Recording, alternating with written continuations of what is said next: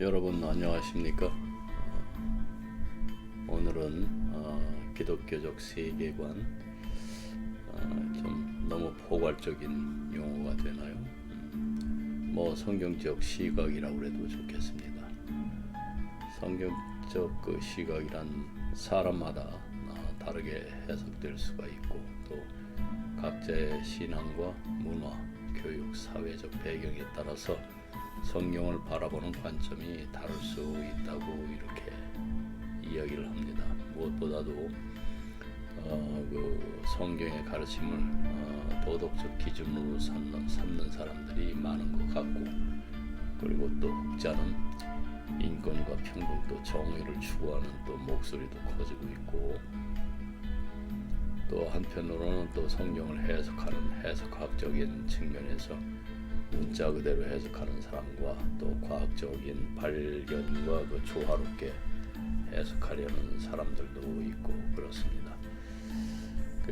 그러나 오늘 말씀드리고자 하는 것은 죄의 눈멀음, 우리들의 그 현재 상태에 대해서 말씀을 좀 드리려고 합니다.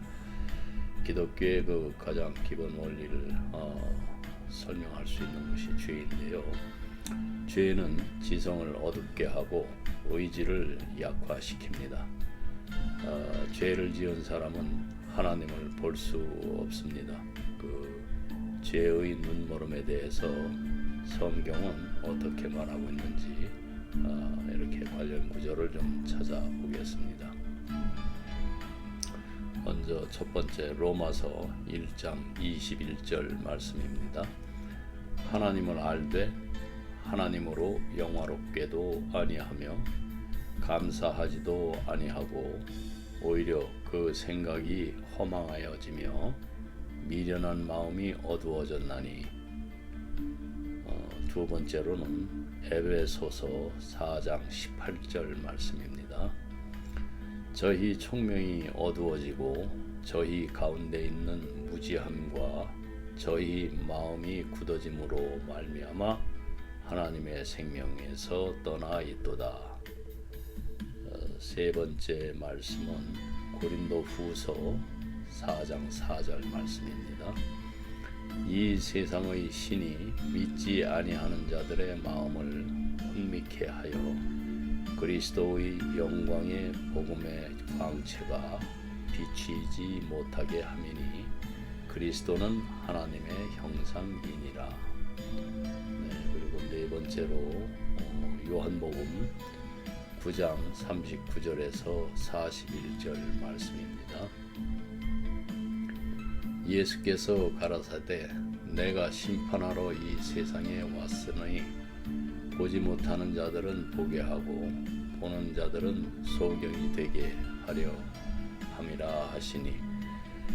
바리새인 중에 예수와 함께 있던 자들이 이 말씀을 듣고 가로되 우리도 소경인가? 예수께서 가라사대 너희가 소경되었다면 죄가 없으려니와 본다고 하니 너희 죄가 그저 있느니라.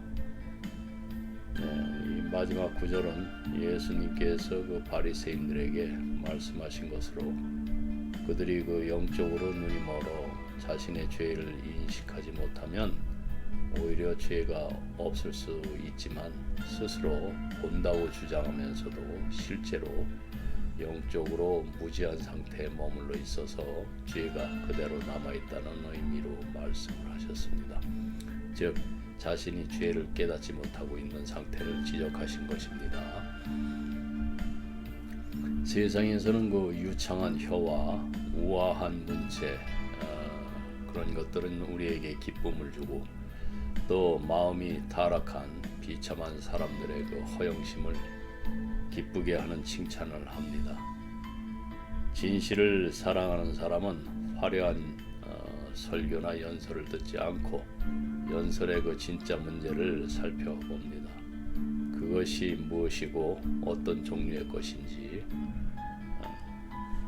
세상에 빠진 믿음이 없는 친구들이 하나님에 대하여서 그들은 헛된 말로 믿는 이들을 공격하며 조롱합니다. 나무와 돌로 만든 그들의 신들을 또 자랑하기도 합니다. 망치질하고 주저하고 조각하고 새긴 것들은 보지도 듣지도 못합니다. 그것들은 우상이며 사람의 손으로 만든 것들입니다. 게다가 당신은 마치 이것이 저주받을 이름인 것처럼 믿는 이들을 기독교인이라고 또 부릅니다. 저는 제 입장에서 기독교인임을 공표하며 이 이름을 하나님께 사랑받으며 하나님께 쓸모가 있기를 바랍니다. 하나님의 이름을 지니기 어려운 것은 당신이 생각하는 것처럼 사실이 아니라 아마도 당신이 하나님에 대해 이런 의견을 품고 있는 것은 당신 자신이 하나님께 쓸모가 없기 때문일 것입니다. 그러나 당신이 나에게 당신의 신을 보여주세요 라고 말한다면 나는 나에게 당신 자신을 보여주세요. 그러면은 내가 당신에게 나의 신을 보여드리겠습니다 라고 대답할 것입니다. 그러므로 당신의 영혼의 눈은 볼 수 있고 당신의 마음의 귀는 들을 수 있다는 것을 보여주세요. 육신의 눈으로는 그 보는 자들은 지상의 사물들을 인식을 합니다.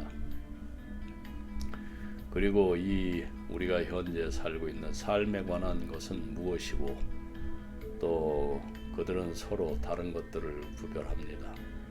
빛과 어둠, 흰색과 검은색, 기형과 또 아름다움, 균형 잡히고 대칭적이거나 불균형하고 또 어색하거나 아니면은 괴물 같거나 훼손된 것 뭐 이런 것들입니다. 마찬가지로 우리는 청각을 통해서 날카로운 소리나 또 깊은 소리, 달콤한 소리를 구별을 합니다. 영혼의 눈과 마음의 귀에 대해서도 마찬가지입니다. 우리가 하나님을 볼 수 있는 것은 바로 그 눈들입니다. 하나님은 그들의 눈이 있을 때 그분을 볼 수 있는 능력을 가진 사람들에게 보입니다. 여러분의 눈도 열리리라 생각합니다. 그러나 모든 사람에게 눈이 있지만 어떤 사람들은 그 눈이 덮여 있어서 빛을 보지 못합니다. 태양빛이 빛을 비추지 않는다는 뜻이 아닙니다. 그러나 눈먼 사람은 그 자신이 그 빛을 가리고 있는 거죠. 마찬가지로 당신도 죄와 악행으로 인해서 당신의 영혼이 덮여 있습니다. 닦은 거울처럼 사람은 자신의 영혼을 순수하게 가져야 합니다. 거울에 녹이 슬면 그 안에서 사람의 얼굴을 볼 수 없습니다. 마찬가지로 사람에게 죄가 있을 때 그런 사람은 하나님을 볼 수 없습니다. 그러면은 이제 하나님에게 자신을 보여주십시오.